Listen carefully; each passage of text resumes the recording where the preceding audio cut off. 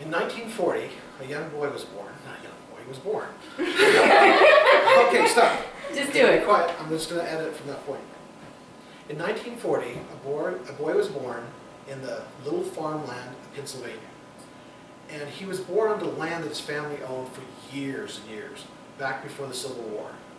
Now, it was a really tough life. It was not only tough at that time, because they're coming out of the Great Depression, World War II starting, but this little boy, his name was Harry, was born to a man that was very tough, very mean, very stern, because his father was the same way and his father was the same way.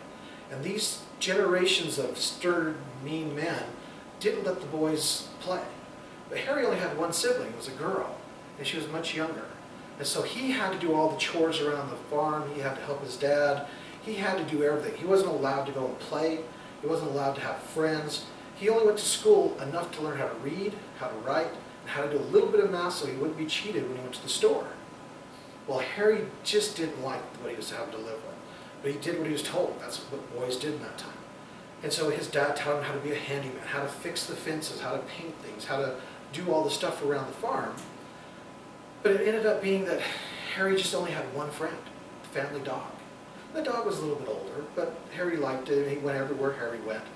And he did what his dad told him to do. And they lived about 2.5 miles outside of town. And so Harry would have to leave the farm and walk 2.5 miles of town with a little list of things his dad needed from the store, the hardware store. And he'd come back with his bag and his dog. And he did this year after year, worked around the farm. But Harry resented it. He had no friends. His sister got to stay in the house with his mom, learn to cook and do other things. And he was out in the fields, toiling in the soil, working on fences, fixing things all the time. He just didn't like it. He got mean. He was never mean to the dog. The dog was his best friend. But he started killing little animals around the farm. He'll kill birds, he'd kill squirrels. He just was a mean kid, but nobody really knew this because Harry was always alone. And when he went to town, everybody knew him as that weirdo. That little hairy guy, he's weird, he's strange, he's odd. Well, as he grew up, as he got older, he's got about 13, he was going to do an errand at the store, and his dad gave him a list, and he had his dog, and they went to the store just fine, and as they were out the store, the dog was outside on the sidewalk.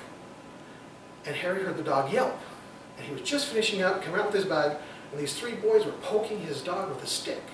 He ran and grabbed that stick, and he poked the kid right back and made him scream. How do you like that? How would you like to be poked? My dog wasn't bothering you. Well, Harry didn't forget that. He walked home, and he thought, nobody's going to pick on my dog. I'll take care of my dog. He's my best friend. Well, time went along. These boys would harass Harry as he came to town. He got older. Now he's about 15, 16. All his friends are driving cars and going to the sock hops and going to drive-ins, and he's still walking back and forth, doing errands, working around the place. Doesn't have a friend in the world. Well, he's walking to town one day, and he hears a car coming behind. Doesn't think much of it. And all of a sudden, whack! The back of his head, the back of his jacket, just soaked with a soda. The kids had thrown it out and said, there, Harry, you can cool off. It's a hot day. And they kept on driving. Well, he was mad. He kept on going. And that day, he got a big bag. It was heavy with stuff. His dad had a big list, but he never really paid attention to the list. He just did what his dad told him to do. And on the way back, the kids didn't harass him. He got home, he told his dad what they did. He goes, well, I've got something for you in this bag. And he reached in and he pulled out a hatchet.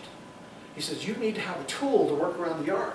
You need to have a hammer to hammer nails. You need to have a hatchet in where you can chop branches and the weeds and stuff I need you to trim around the farm.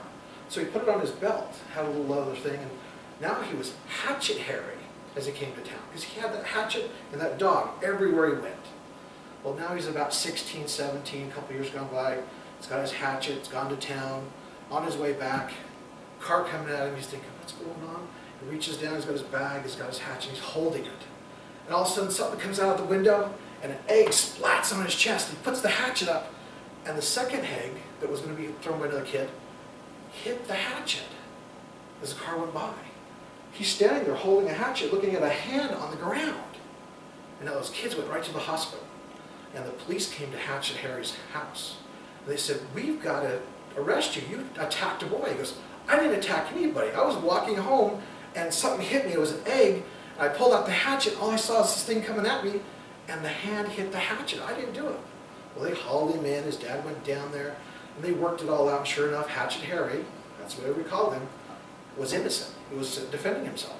but everybody knew him now. He was bloodthirsty, and he thought, I liked that. I liked it when I took that kid's hand off, because he'll never bother me again. He'll never hurt the dog again. And so this kid, now a couple years goes by, a bully in town wanted to get at Hatchet Harry's family because their land was right next to it, and his dad wouldn't sell. And this other kid's family needed that land in order to grow their farm.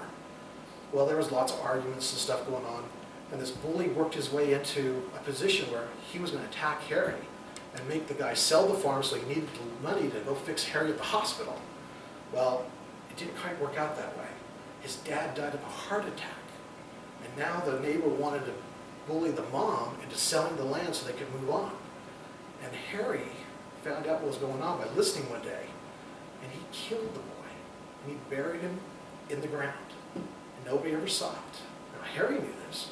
People wondered about that, but the mom said it's time for us to move away. It's time for us to leave this land, even though it's been in your family forever. So she moved out west to her sister. Now her sister lived in Pine Canyon, Utah. And so they moved out here. They sold the land, they brought the goods they could get in the truck, the dog, the sister, the mom, the boy, and they move out here to Pine Canyon. Well, Harry is 20 years old now. It's about early 60s, and he needs to do something. So he's a handyman. He still has that hatchet, still has a new dog.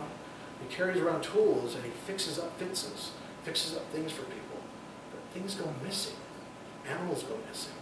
Little things go missing all over Pine Canyon. People wonder, is that crazy Harry? They didn't know the story about the Hatchet Harry yet. There's that crazy Harry. So now, all these years later, when Hatchet Harry was 20 years old, trying to figure out how to live and get along with a new family, a new area, he's walking to Tooele, and sure enough, the bully of the area wants to see how scary Hatchet Harry really is. And he didn't realize that Hatchet Harry was very scary, mentally. And then something happened, that boy disappeared, and now the Tooele sheriff is showing up saying, what's going on in this area? Why do things happen now that Harry is here? Now, Paul, since you're so young, I'm not going to tell you more of the Hatchet Harry story yet, because Hatchet Harry will actually go to the state hospital for murder, and they'll catch him. That's not even the scary part. He'll break out of there, and he'll come back to the Tooele area to get all of the people that ever bothered him ever. So when you're older, we'll tell you that story. Like when you're camping, or when you're doing something, we'll really do it. That's the story of Hatchet Harry, the history of how he got here to Tooele. All right. It's going to have to do.